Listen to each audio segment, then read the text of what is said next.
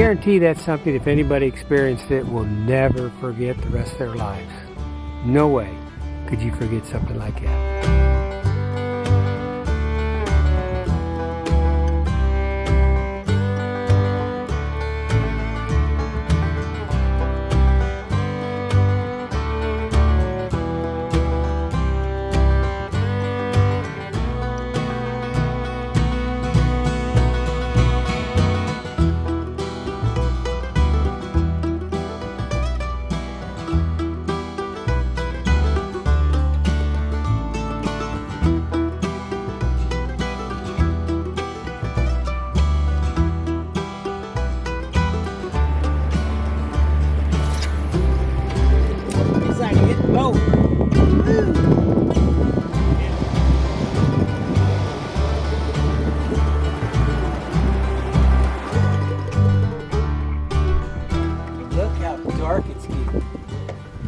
Ooh, spooky! Spooky time! Yeah.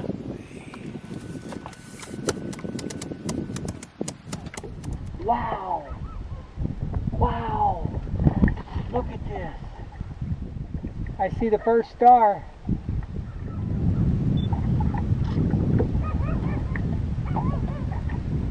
Woo!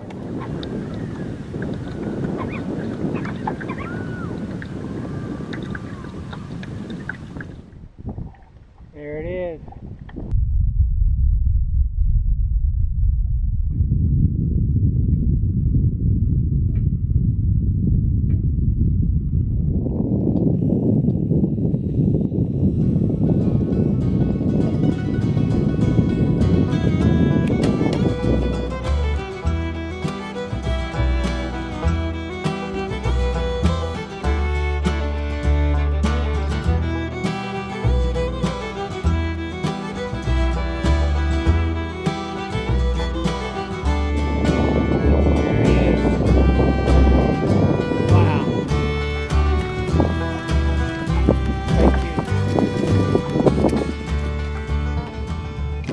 I'm just stunned. I'm stunned. How fast it got dark within the last 5 minutes. It's just incredible. And then how fast it's lighting back up again. Hey, well, only one thing left to do after that. Let's go fishing.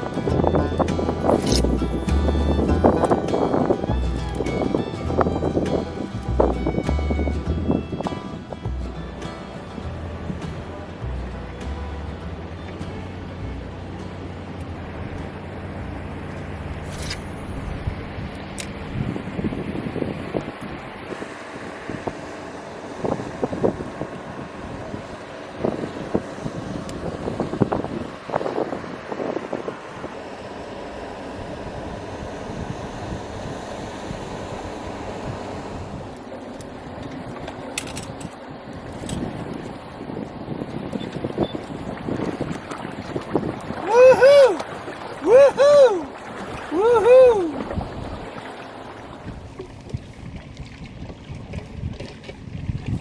Well, I don't know if the eclipse had anything to do with it or not, but man, has it gotten windy out here. I can't even fish this main channel. It's blowing the selvin all over the place. Well, I guess I'm going to try to go in this cove over here and get a little bit out of this wind, because it's just too much. It's probably picking up about 15 miles an hour out here. And that's since the eclipse. It's kind of weird. Maybe it had something to do with it. I don't know.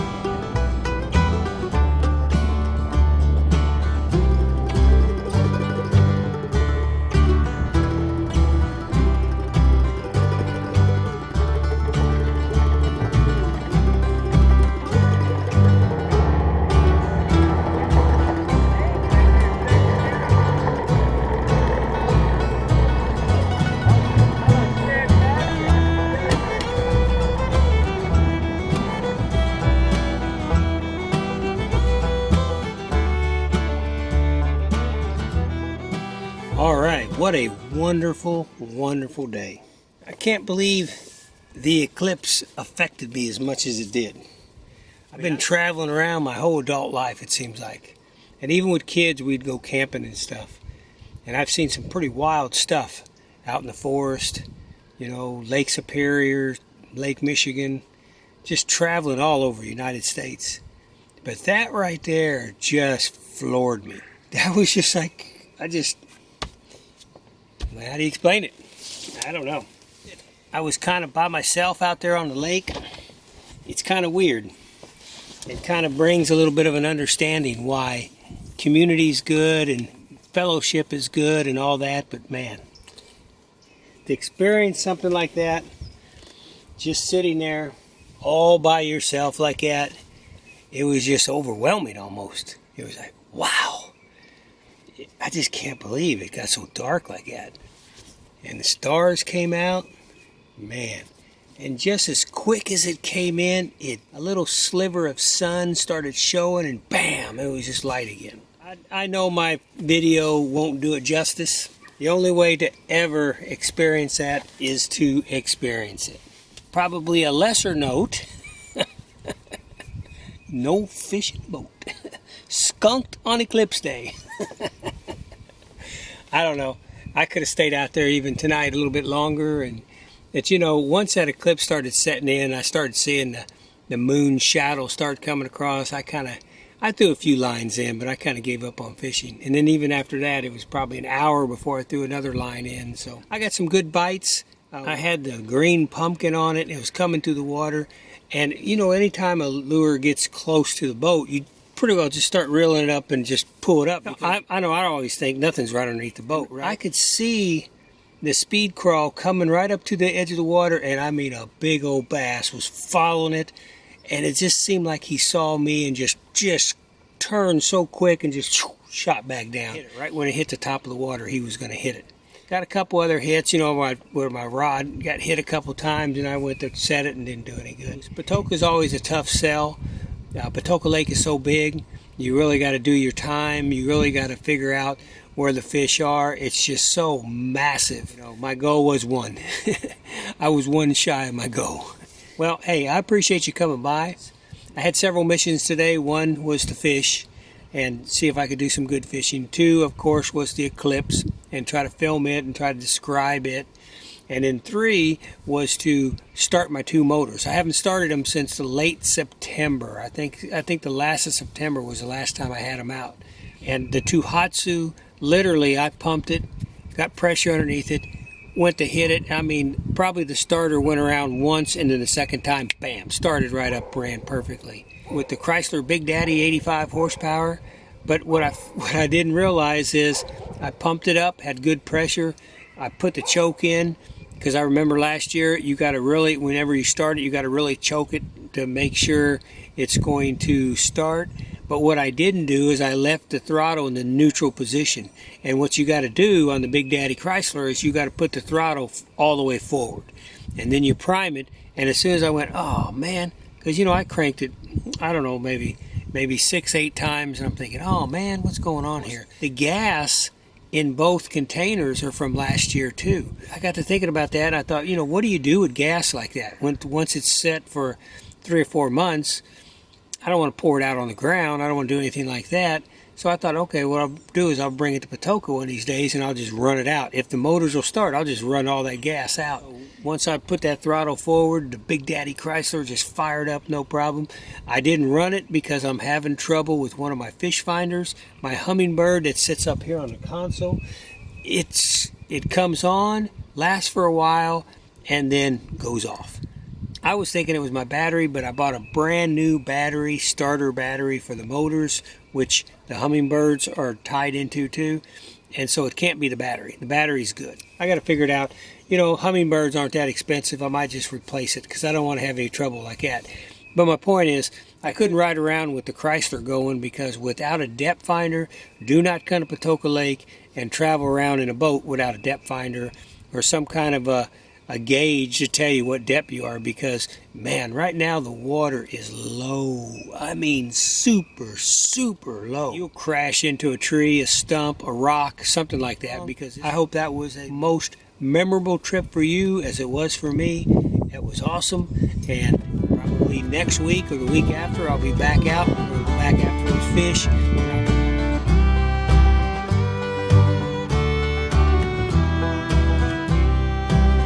You know, when I pulled up this morning, you know, I launched in the dark. It was completely dark. And it was like, man, it was kind of risky, I guess. And I was a little nervous because I could tell as soon as I pulled up, man, the water was low. The only thing I can think of is they're draining it down. Draining it down because we've got almost 3 days of heavy rain coming, starting tomorrow. So I guess they're just draining it down. My favorite tree. That's my favorite tree right there. Anybody know what that is? I think it's native to southern Indiana. Put it in the comments if you know. Purple blossoms. Alright, I guess I've taken long enough. When the buzzards start flying over the top of me, I better get to moving. Because them guys are going to want to pick my bones. See you later, boys. Not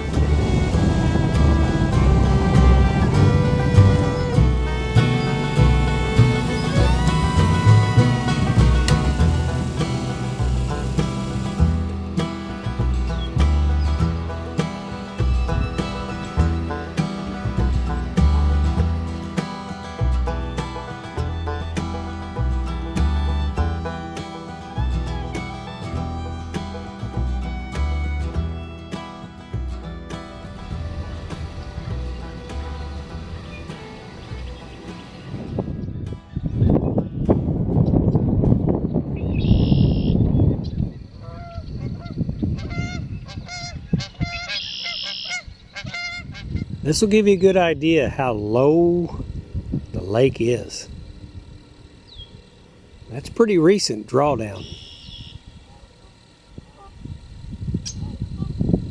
Dangerous lake to be on if you don't know what you're doing, because you will sure hit a stump.